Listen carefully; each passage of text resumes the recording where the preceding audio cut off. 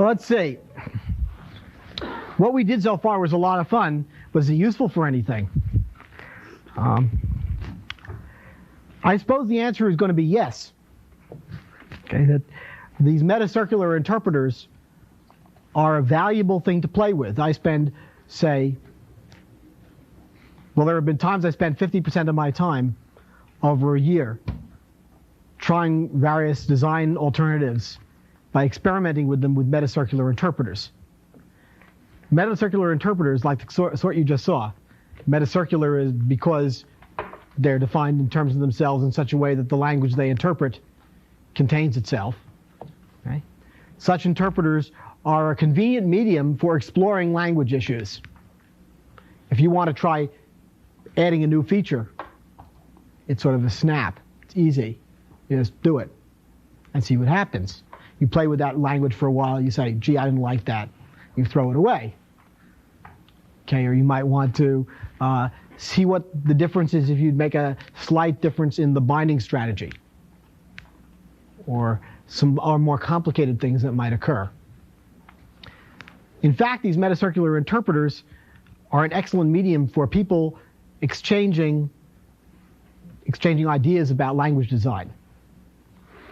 Because they're pretty easy to understand, and they're short and compact and simple, if I have some idea that I want somebody to criticize, like, say, Dan Friedman at Indiana, I'll write a little metacircular interpreter and send him some network mail with this interpreter in it. He can whip it up on his machine and play with it and say, that's no good. And then send it back to me and say, well, why don't you try this one? It's a little better. Okay. So I want to show you some of that technology. See, because really it's the essential simple technology for getting started in designing your own languages for particular purposes. So let's start by adding a very simple feature to a Lisp.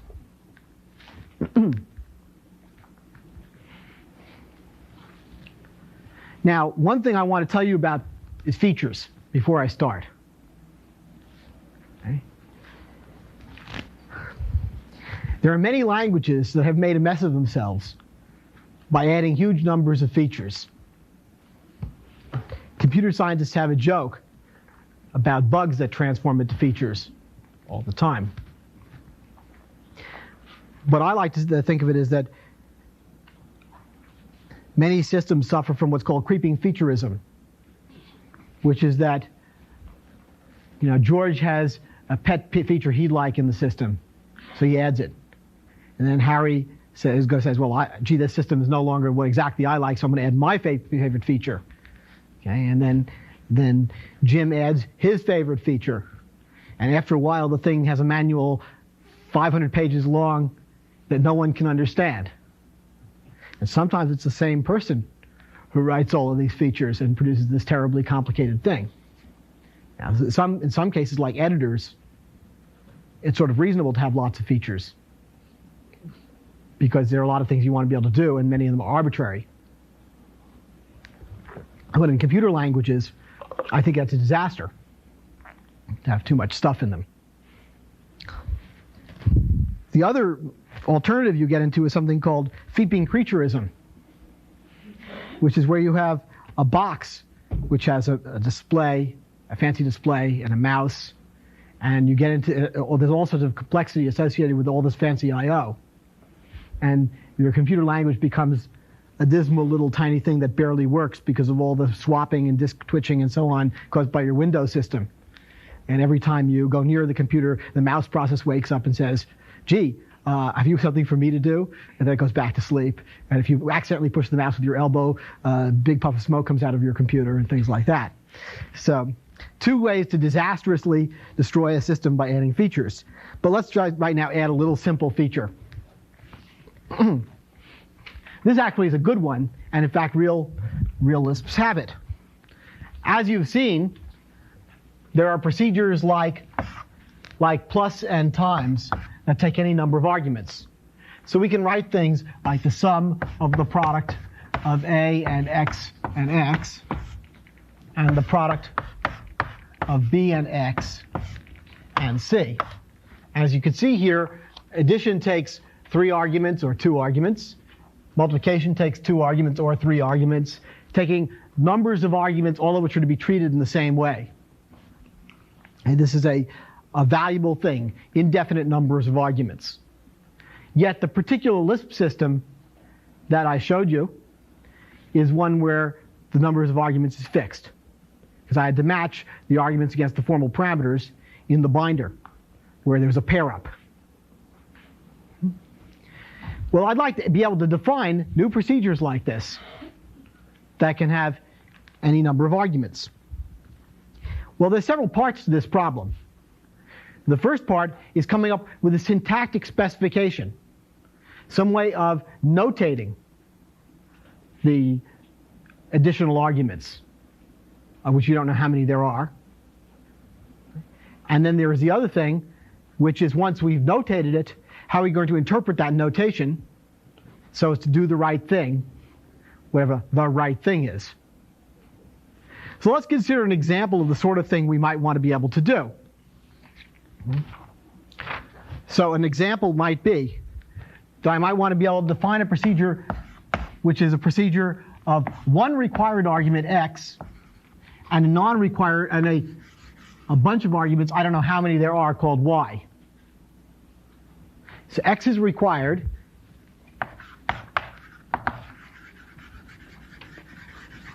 and there are many y's, many arguments, which we call y will be the list of them.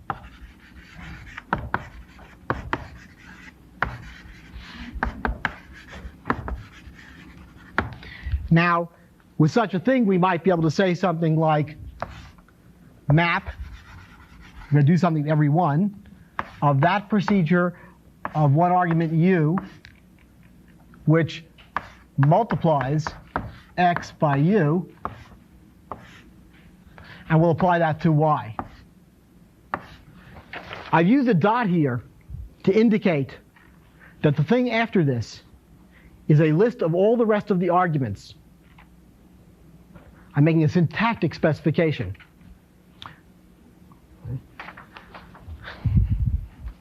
Now, what this depends upon, the reason why this is sort of a reasonable thing to do, okay, is because this happens to be a syntax that's used in the Lisp reader for representing conses. You've never introduced that before. You've never seen. You may have seen when playing with the system that if you const two things together, you get the first space dot the second space, the first space dot space the second, with parentheses around the whole thing. Okay. So that, for example, this x dot y corresponds to a pair which has got an x in it and a y in it. The other notations that you've seen so far are things like a procedure of arguments x and y and z, which do things, and that looks like, just looking at the bound variable list, it looks like this.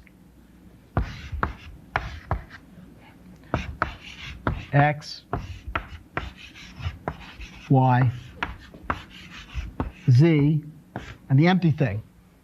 If I have a list of arguments I wish to match this against, supposing I have a list of arguments 1, 2, 3, I want to match these against. Okay? So I might have here a list of 3 things.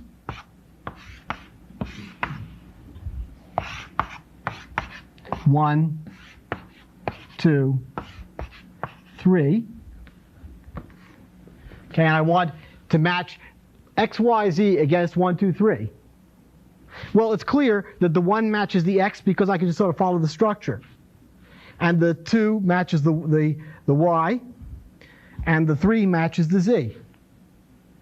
But now supposing I were to compare this, x dot y, this is x dot y. Supposing I compare that with the list of 3 arguments 1, 2, 3.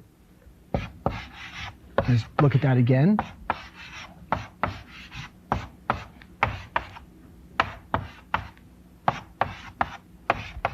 One, two, three. Well, I can walk along here and say, oh yes, X matches the 1. The Y matches the list, which is 2 and 3. So the notation that I'm choosing here is one that's very natural for the Lisp system. But I'm going to choose this as a notation for representing a bunch of arguments. Now there's an alternative possibility, which if I don't want to take one special out or 2 special ones out or something like that, okay? If I don't want to do that, if I want to talk about just the list of all the arguments like an addition, well then the argument list, I'm going to choose to be that procedure of all the arguments X, which does something with X. Which, for example, if I take the procedure which takes all the arguments X and returns the list of them, okay, that's list. That's the procedure list. So this is. Okay. How does this work? Well, indeed, what I had as the bound variable list in this case, whatever it is being matched against the list of arguments.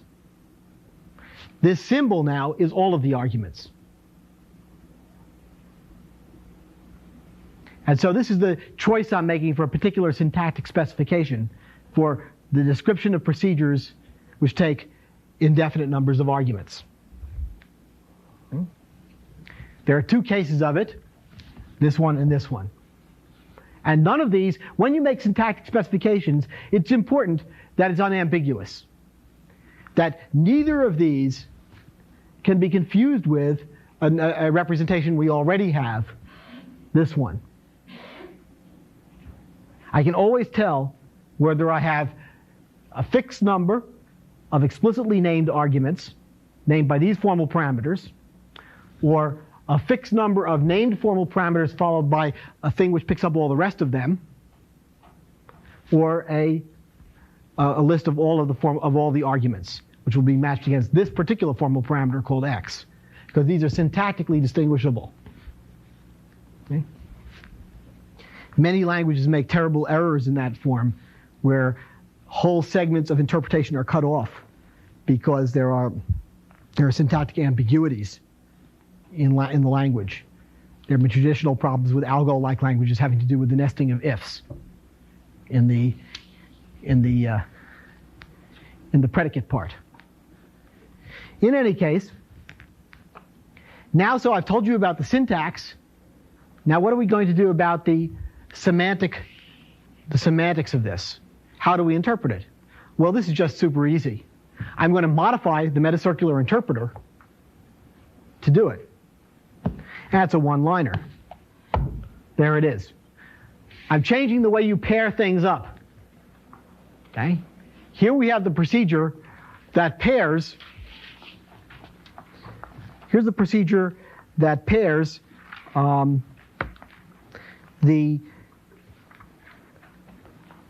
variables, the formal parameters, with the arguments that were passed from the last description of the metacircular interpreter. And here are some things that are the same as they were before. In other words, if the list of variables is empty, then if the list of values is empty, then I have an empty list. Otherwise, I have too many arguments. If I have empty variables but non-empty values.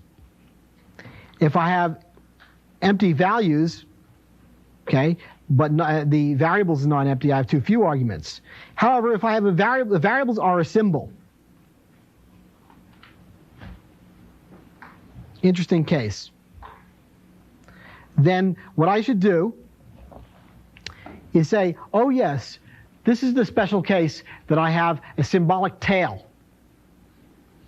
Okay? I have here a thing just like we looked over here. This is a tail which is a symbol, Y. It's not a nil. It's not the empty list. Here's a symbolic tail. It's just the very beginning is the tail. There's nothing else. In that case, I wish to match that list of that variable with all the values and add that to the pairing that I'm making. Otherwise, I go through the normal arrangement of making up the whole pairing. I suppose that's very simple, and that's all there is to it. And now I'll answer some questions. The first one. Are there any questions? Yes? Could you explain that third form? The third form, this one? Yes. Okay. Well, maybe we should look at the thing as a piece of list structure. Okay? This is a procedure which contains a lambda. I'm just looking at the list structure which represents this. Here's x. These are symbols. And then their body is nothing but x. Okay? If I were looking for the bound variable list part of this procedure, I would go looking at the catter, and I'd find a symbol. So the matcher, which is this pair-up thing I just showed you, is going to be matching a symbolic object against the list of arguments that were passed. And it will bind that symbol to the list of arguments. In this case, if I'm looking for it, the match will be against this in the bound variable list position. Okay? Now, if what this does is it gets the list of arguments and returns it, that's list. That's what the procedure is. Oh well, thank you. Let's take a break.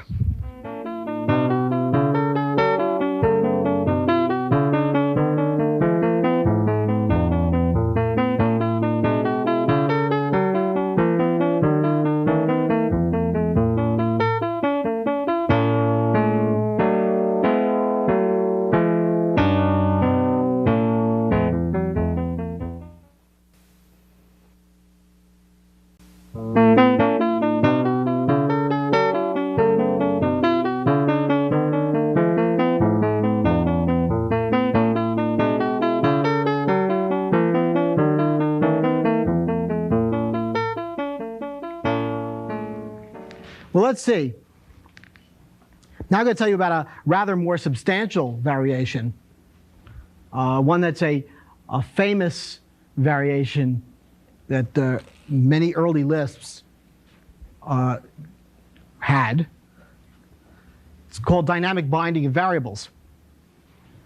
And we'll investigate a little bit about that right now. I'm going to first introduce this by showing you the sort of thing that would make someone want this idea. I'm not going to tell you what it is yet. I'm going to show you why you might want it. Suppose, for example, we looked at the sum procedure again for summing up a bunch of things to be that procedure of a term, a lower bound, a method of computing the next index, and upper bound, such that if A is greater than B, then the result is 0. Otherwise, it's the sum of the term procedure applied to A and the result of adding up terms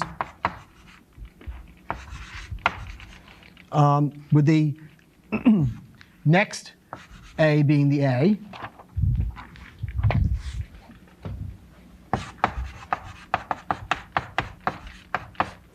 The next procedure passed along, and the upper bound being passed along.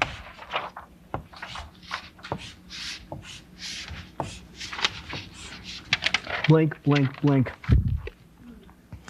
Okay.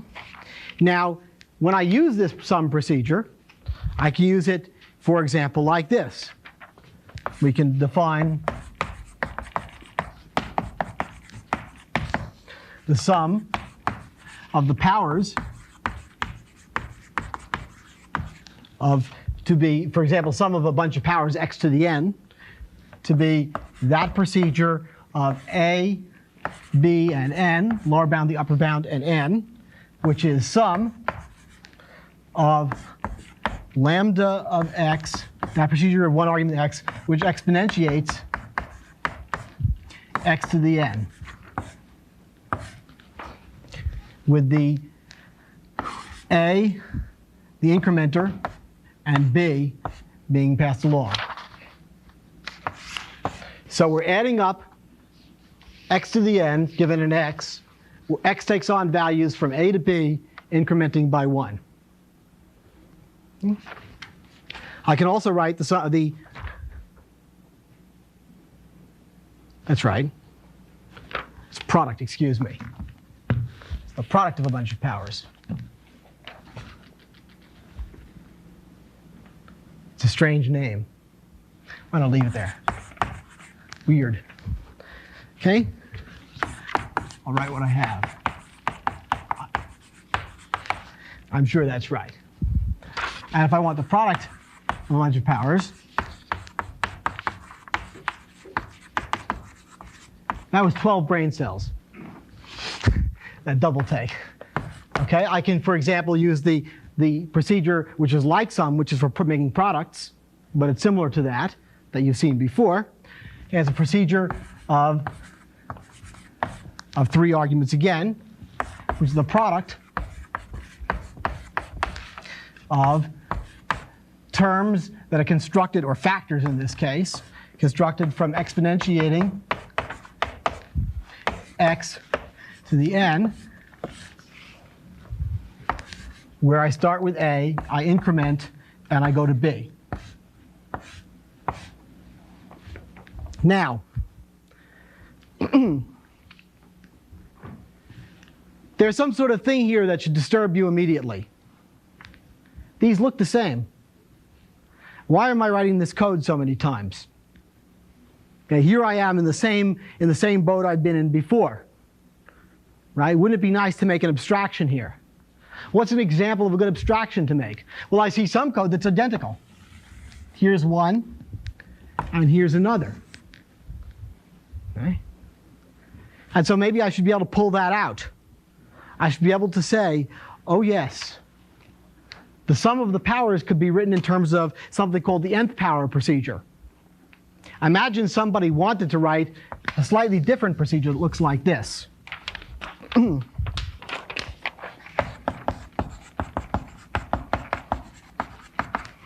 The sum powers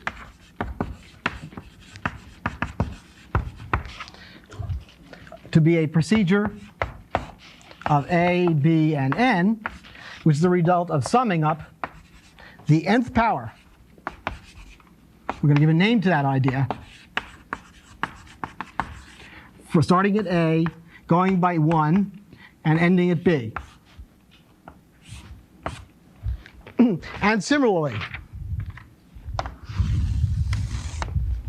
okay, I might want to write product powers this way, abstracting out this idea.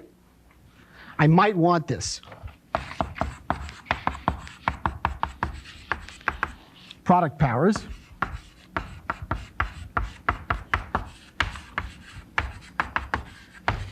to be a procedure of a, b, and n, which is the product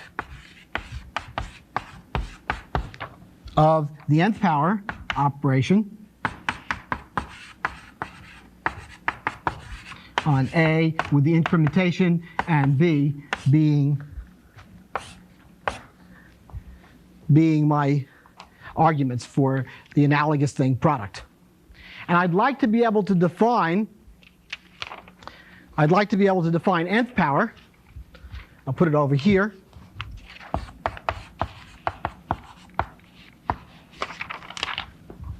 Put it at the top.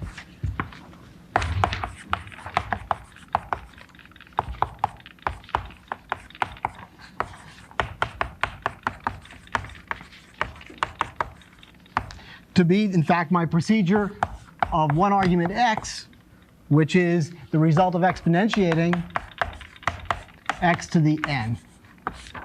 But I have a problem. My environment model, that is my means of interpretation for the language that we've defined so far, does not give me a meaning for this n. Okay? Because, as you know, this n is free in this procedure. The environment model tells us that the meaning of a free variable is determined in the environment in which this procedure is defined. In the way I've written it, assuming these things are defined on the blackboard as is, this is defined in the global environment where there is no n. Therefore, n is an unbound variable. But it's perfectly clear to most of us that we would like it to be this n and this n. Okay? On the other hand, okay, it would be nice, certainly we've got to be careful here of keeping this to be this, okay, and this one over here, wherever it is, to be this one. Well, the desire to make this work has led to a very famous bug. Okay? I'll tell you about the famous bug. You look at this slide. There's an idea called dynamic binding, where instead of the free variable being interpreted in the environment of definition of a procedure, the free variable is interpreted as having its value in the environment of the caller of the procedure. And so what you have is a system where you search up the chain of callers of a particular procedure. And of course, in this case, since nth power is called from inside product, whatever it is, I didn't write, I wrote sum, which is the analogous procedure. Okay?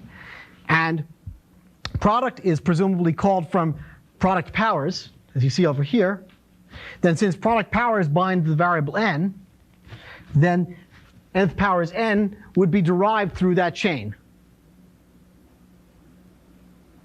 Okay. Similarly, this n, the nth power in n in this case, would come through nth power here being called from inside sum. You can see it being called from inside sum here. Okay. It's called term here. Okay, but sum was called from inside of sum powers, which bound n. Therefore, there would be an n available for that n to get its value from. This is called a dynamic. What we have below this white line, plus over here, is what's called a dynamic binding view of the world. If that works, that's a dynamic binding view. Now let's take a look, for example, at just what it takes to implement that. That's real easy. In fact, the very first Lisps that had any interpretation for the free variables at all had dynamic binding interpretations for the free variables. APL has dynamic binding interpretation for the free variables, not lexical or static binding. So, of course, the change is in eval. Okay? And it's really in two places. First of all, one thing we see is that things become a little simpler. If I don't have to have the environment be the environment of definition for a procedure, the procedure need not capture the environment at the time it's defined. And so if we look here at this slide, we see that the clause for a lambda expression, which is the way a procedure is defined, does not make up a thing which has a type closure and a attached environment structure. It's just the expression itself, and we'll decompose that some other way somewhere else. Okay? The other thing we see is the applicator must be able to get the environment of the caller. The caller of a procedure is right here. If the procedure is an application, if the expression we're evaluating is an application, then we're going to call, or combination, then we're going to call a procedure which is the value of the operator. The environment of the caller is the environment we have right here, available now. So all I have to do is pass that environment to the applicator to apply.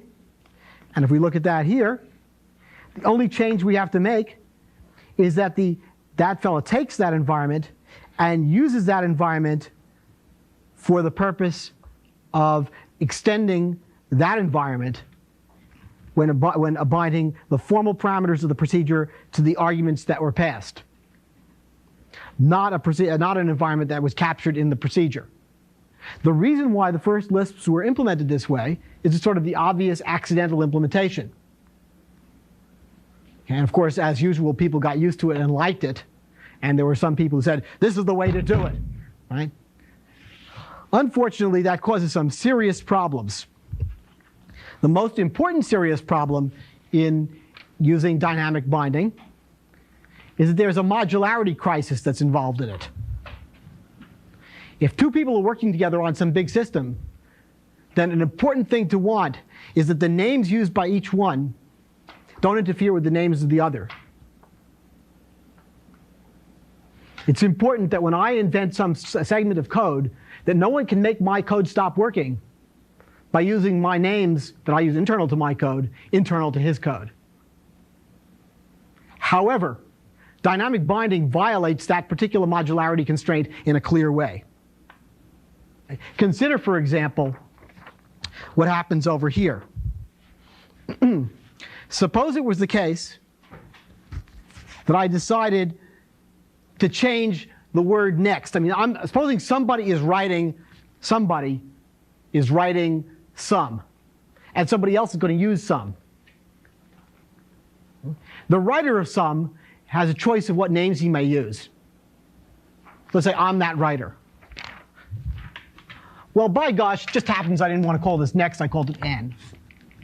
Okay? So all places where you see next, I called it n. Oops.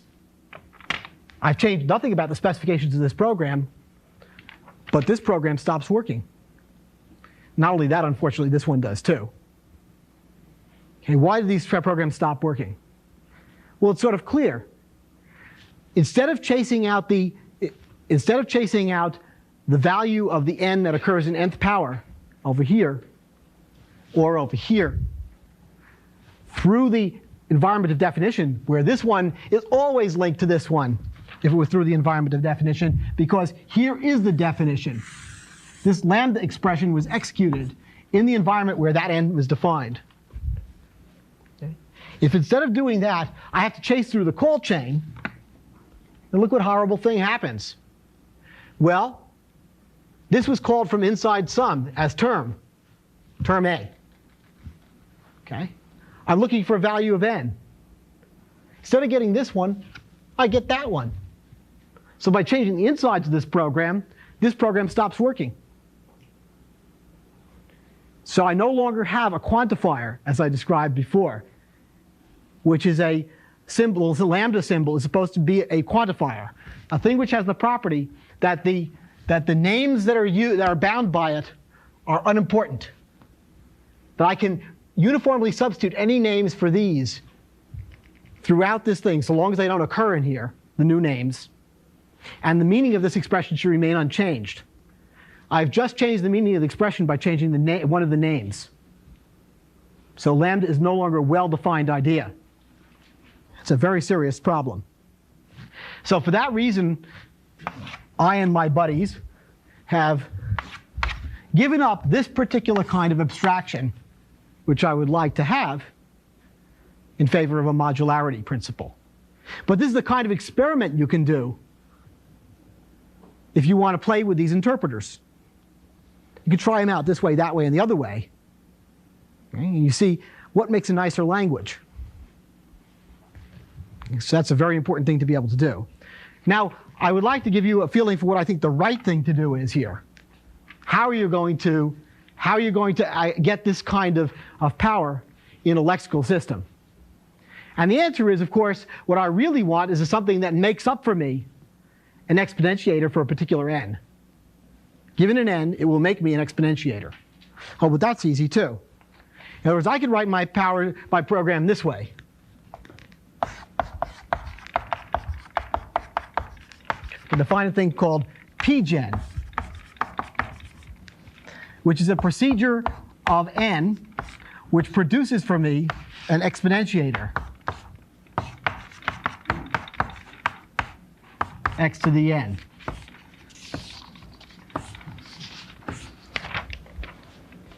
Given that I have that, then I can capture the abstraction I wanted even better, because it's now encapsulated in a way where I can't be destroyed by a change of names. I can define sum powers to be a procedure, again, of a, b, and n, which is the sum of the term function generated by using this generator, pgen n, okay, with a, the incrementer, and b. And I can define the product of powers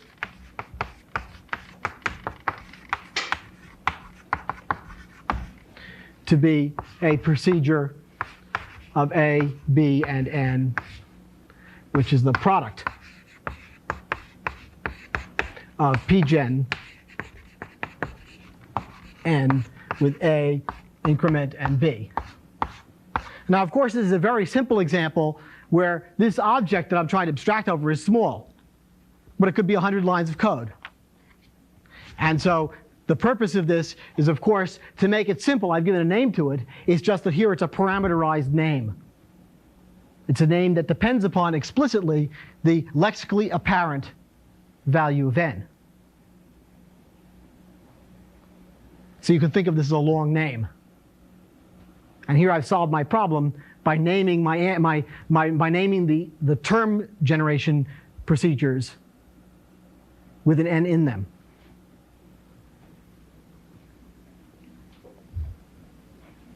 Are there any questions? Oh, yes, David. Is the only solution to the problem you raised to create another procedure? In other words, can this only work in languages that are capable of defining objects as procedures? Oh, I see. My solution to making this abstraction, when I didn't want to include the procedure inside the body, depended upon my ability to return a procedure or export one. Right. And that's right. If I don't have that, then I just don't have this ability to make an abstraction in a way where I don't have where I don't have possibilities of symbol conflicts that were unanticipated. That's right. So one of I consider being able to return a procedural value and therefore to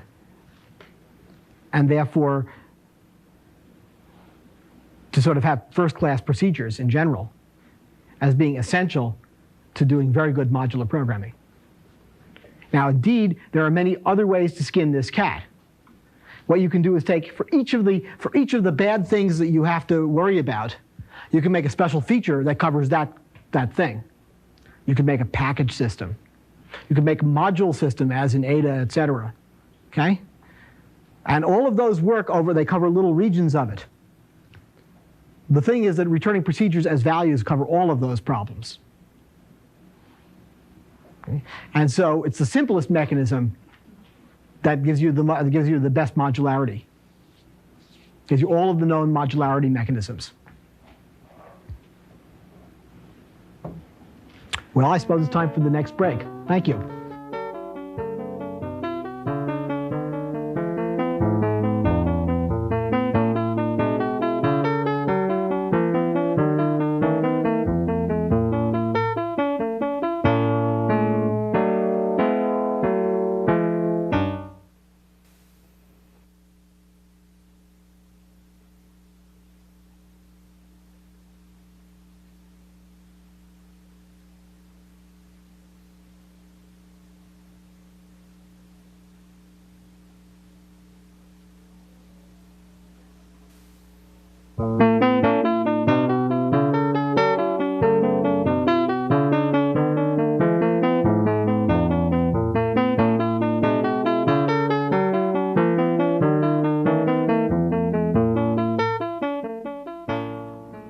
Well, yesterday when you learned about streams, how worried were you about the order of evaluation and delayed arguments to procedures? The way we played with streams yesterday, it was the responsibility of the caller and the callee to both agree that an argument was delayed, and the callee must force the argument if it needs the answer. So there had to be a lot of handshaking between the designer of a procedure and the user of it over delayedness. That turns out, of course, to be a fairly bad thing. It works all right with streams, but as a general thing, what you want is an idea to have a locus, a decision, a design decision in general, to have a place where it's made explicitly and notated in a clear way. And so it's not a very good idea to have an agreement between the person who writes a procedure and the person who calls it about such details as maybe the arguments of evaluation, the order of evaluation. Although that's not so bad. I mean, we have other such agreements like the input's a number. Okay? But it would be nice if only one of these guys could take responsibility completely. Now, this is not a new idea. Algol 60 had two different ways of calling a procedure. The arguments could be passed by name or by value. And what that meant was that a name argument was delayed. That when you passed an argument by name, that its value would only be obtained if you accessed that argument. So what I'd like to do now is show you, first of all, a little bit about, again, we're going to make a modification to a language. In this case, we're going to add a feature. We're going to add the feature of by name parameters, if you will, or delayed parameters. Because in fact, the default in our Lisp system is by the value of a pointer. A pointer is copied, but the data structure it points at is not. What I'd like to, in fact, show you is how you add name arguments as well. Now, again, why would we need such a thing? Well, supposing we wanted to invent certain kinds of what otherwise would be special forms, reserved words, but I'd rather not take up reserved words. I want procedures that could do things like if. If is special, or cond, or whatever it is, it's the same thing. It's special in that it determines whether or not to evaluate the consequent or the alternative based on, well, the value of the predicate part of an expression. So taking the value of one thing determines whether or not to do something else. Whereas all the procedures like plus evaluate, and the ones we can define right now, evaluate all of their arguments before application. So for example, supposing I wish to be able to define something like the reverse of if, in terms of if.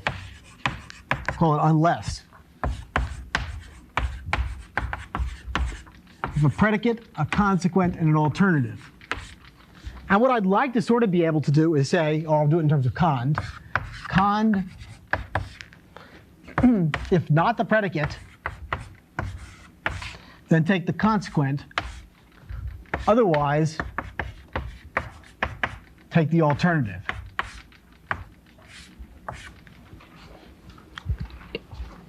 Now, what I'd like this to mean is supposing I do something like this. I'd like this unless, say, if equals 1, 0, then the answer is 2. Otherwise, the quotient of 1 and 0. Okay? What I'd like that to mean is the result of substituting equal 1, 0 and 2 and the quotient of 1, 0 for P, C, and A. I'd like that to mean, and this is funny, I'd like it to transform into or mean cond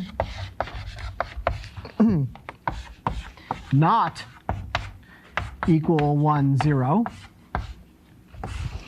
Then the result is 2. Otherwise,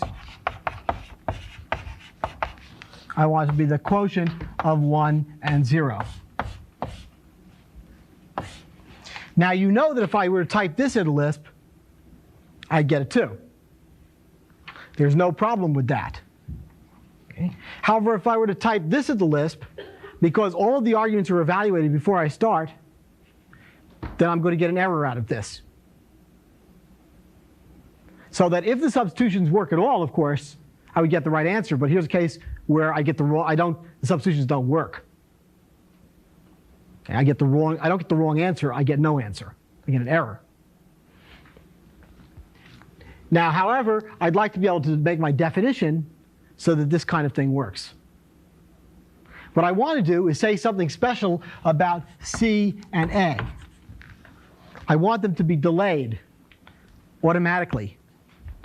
I don't want them to be evaluated at the time I call. So I'm going to make a declaration, and then we're going to see how to implement such a declaration. But again, I want you to say to yourself, oh, this is an interesting kludge he's adding in here. A kludge, if piles of kludges make a big, complicated mess. Right? And is this going to foul up something else that might occur? First of all, is it syntactically unambiguous? Well, it'll be syntactically unambiguous with what we've seen so far. But what I'm going to do may, in fact, cause trouble. It may be that the thing I add will conflict with type declarations I might want to add in the future for giving some system, some compiler or something, the ability to optimize given the types are known. Okay? Or it might conflict with other types of declarations I might want to make about the formal parameters. So I'm not making a general mechanism here where I can add declarations, and I would like to be able to do that, but I don't want to talk about that right now.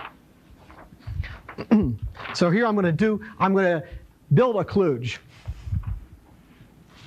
So we're going to define unless of a predicate, and I'm going to call these by name, the consequent, and name the alternative. Ha. Ha. I got caught in the corner.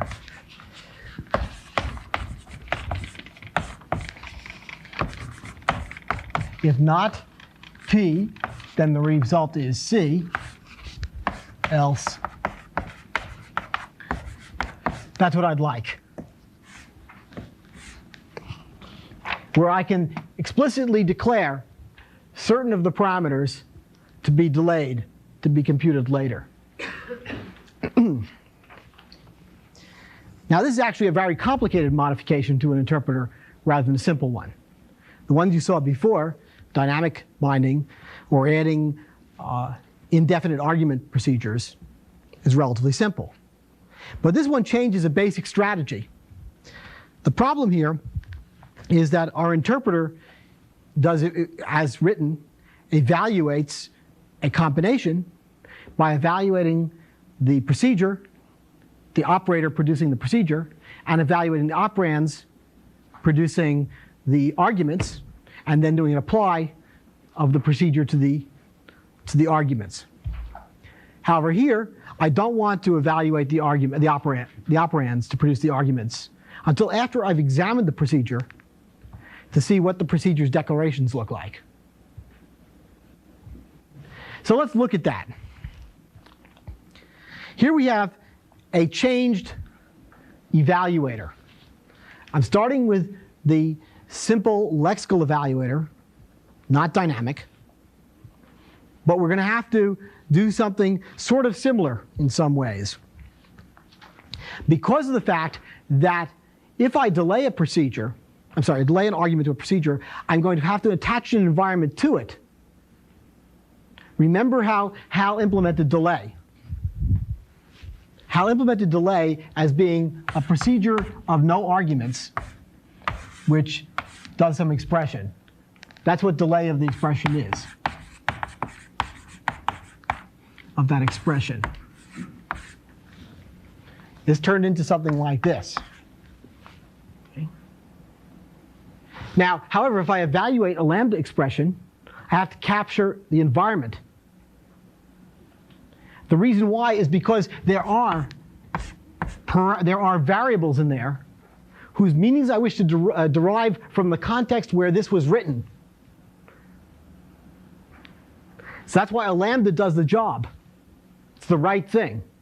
And such that forcing of a delayed expression was the same thing as calling that with no arguments. That's just the opposite of this. Okay. Producing an environment of the call, which is in fact the environment where this was defined, with an extra frame in it that's empty. I don't care about that. Well, if we go back to this slide, since it's the case, if we look at this for a second, everything is the same as it was before, except the case of applications or combinations. And combinations, I've got to do two things. One is I have to evaluate the procedure. I have to get the procedure by evaluating the operator. That's what you see right here. I have to make sure that that's current. That is not a delayed object. I have to evaluate that to the point where it's forced now. And then I have to somehow apply that to the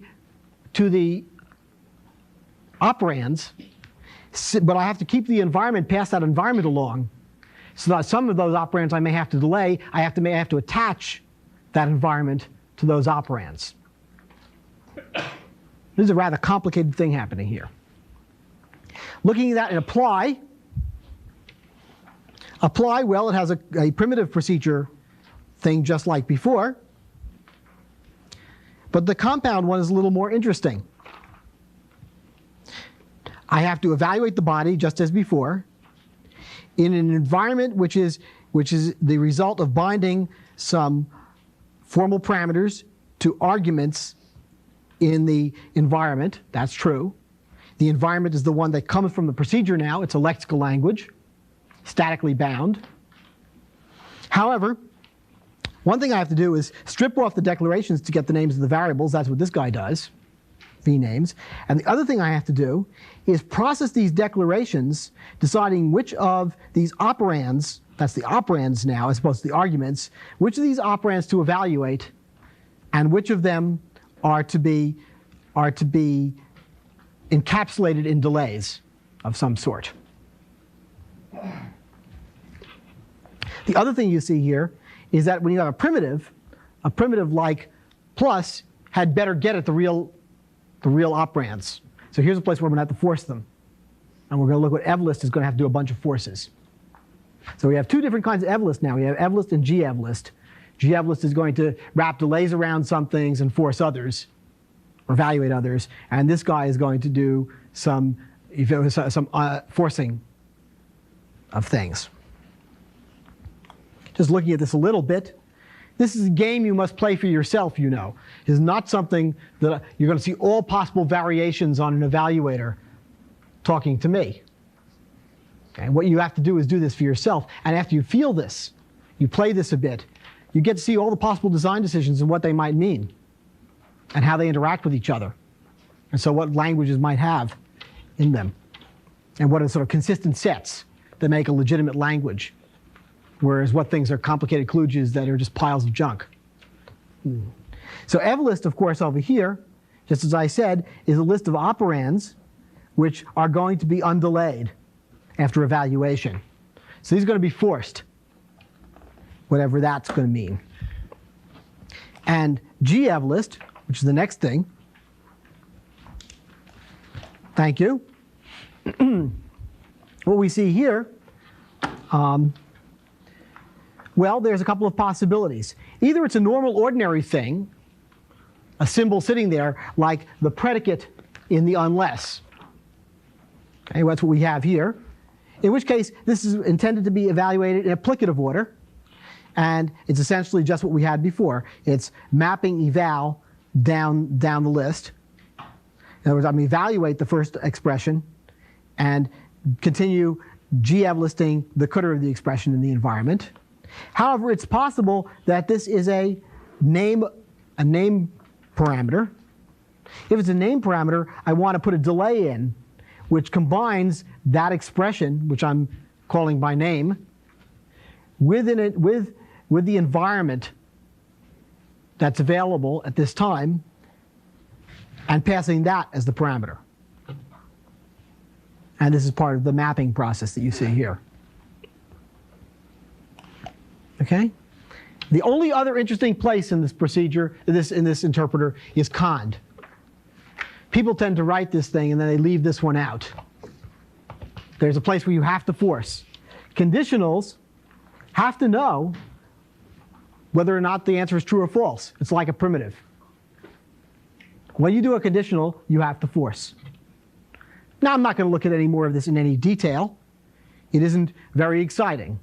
And what's left is, how do you make delays? Well, delays are data structures which contain an expression and an environment and a type on them that says they're a thunk. That comes from algol language. And it's claimed to be the sound of something being pushed on a stack. I don't know. I was not an algolician, or an algolite or whatever. So I don't know, but that's what it's claimed. And an undelay is something which will recursively undelay thunks until the thunk becomes something which isn't a thunk. Okay, and this is the way you implement a call by name like thing in algol. And that's about all there is. Are there any questions?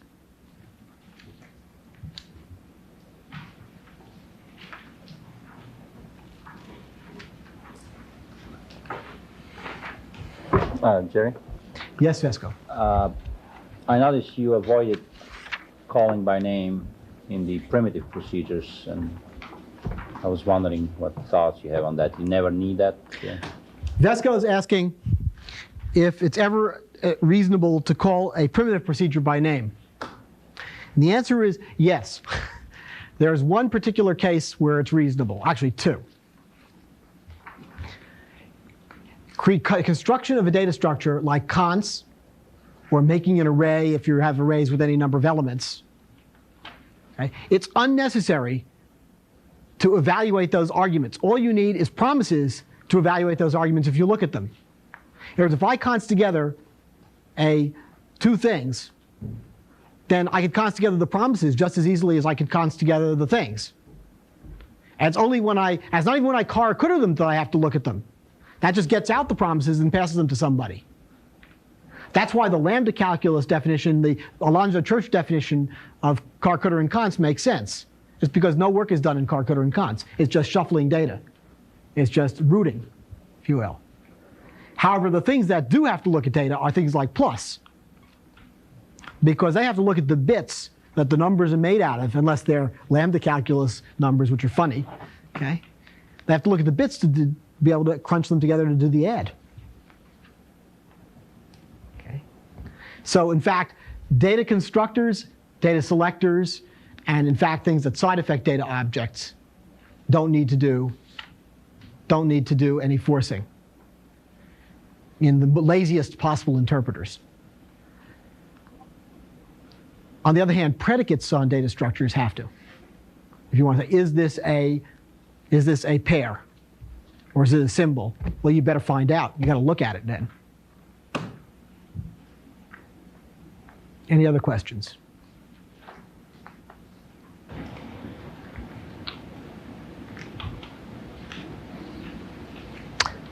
Oh, well, I suppose it's time for a break.